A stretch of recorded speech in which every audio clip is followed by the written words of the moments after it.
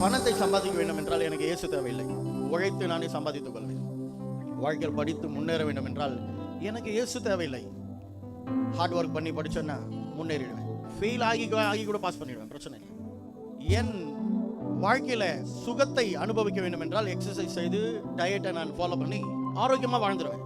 ஆனால் என்னுடைய வாழ்க்கையில நான் செஞ்ச பாவங்கள், சாபக்கேடுகள் மாற வேண்டும் என்றால், பாவத்திலிருந்து விடுதலை ஆக்கப்பட வேண்டும் என்றால், நான் செய்த எல்லா பாவங்களும் மன்னிக்கப்பட வேண்டும் என்றால் இயேசுவை தவிர வேறு வழியே கிடையாது. There is no other name except the name of Jesus. There is no other hope. There is no other hope. அந்த ஒரே இடத்துல தான், அது ஒரே ஒரு இடத்துல தான். இயேசு விட்டா எனக்கு வழி இல்லை. அங்கதான் இயேசுவின் வழி, இயேசுவின் சத்தியம், இயேசுவின் ஜீவன். இயேசு இல்லாமல் வேற யாராலையும் பாவத்திலிருந்து எனக்கு விடுதலையோ மன்னிப்பை வாங்கி தர முடியாது. ஏனென்றால் பரிசுத்தர் அவர்.